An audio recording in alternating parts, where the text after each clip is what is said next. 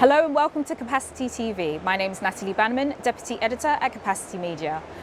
We are here live at ITW 2022 and I am delighted to be joined by Kevin from MEF. Kevin, thank you for joining us. Well, thank you for having me. It's great to be back at ITW. It's been an awesome event and such a tremendous level of enthusiasm to be back together. Absolutely. So one of the biggest announcements that we've heard from MEF is the launch of the Technical Advisory Board. Talk to me about that and some of the drivers behind the decision to form that group. Yeah, I mean, MEF has always, our successes have been built on collaboration between the service provider and the vendor community historically. We have a very service provider dominated board of directors, which is great. We're proud to be to have MEF driven by the operator community, by these executives, but we wanted to create a vehicle to bring in the thought leadership from the vendor community, marry that with our board of directors, the service providers, to really drive collaboration, with a broader community. So that is really the basic requirement we're trying to drive there. Yeah, absolutely, and getting that insight from the technology community is key, as I can imagine. So also, talk to me about, priority areas in terms of standardization. Where are you kind of seeing the focus for?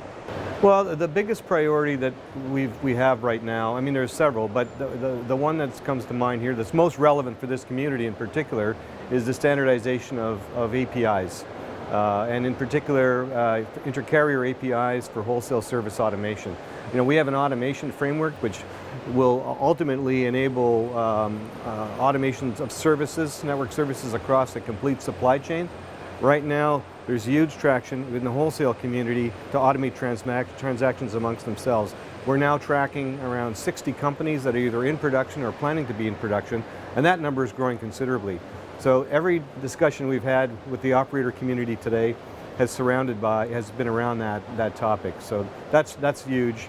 So another big area of focus is SD-WAN. We started doing standardization work for SD-WAN services a number of years ago. There's a tremendous amount of work, and now our challenge is to create awareness of that work, have operators adopt it. We have certified operators, we have certified vendors, and we want to move that forward. That industry is still dominated by sort of vendor-specific solutions that are being sold directly to enterprises. Service provider offerings are very much vendor-oriented, and we want to drive standards in that area to help the industry grow faster, much like we did over many years with Carrier Ethernet. Carrier Ethernet did not become an $80 billion annual industry, without very widely, adopted standards that, in this case, driven by MEF. And of course, without wanting you to repeat yourself, between now and 2023, what are the strategic priorities for MEF in particular? Do they follow that same line?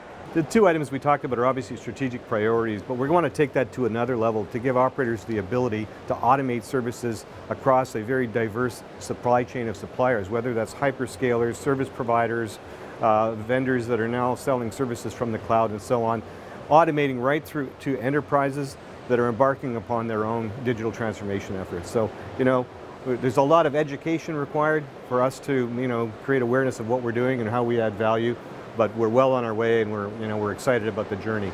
Perfect. One more question from me. Of course, we are here back live in person. I don't think it's your first event, since COVID restrictions have lifted, but talk to me about what's, been great about being back at ITW.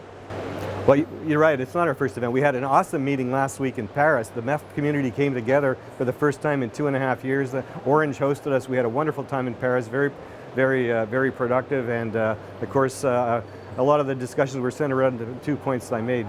But I just think that there's what you see here is an evolution of the industry, the priorities of the industry, and how those priorities have changed and might have been driven with COVID. So there's a renewed sense of urgency to move forward with transformation of the operator community. And of course that plays well into what we're doing with automation APIs and so on. Perfect. Kevin, thank you so much for joining us.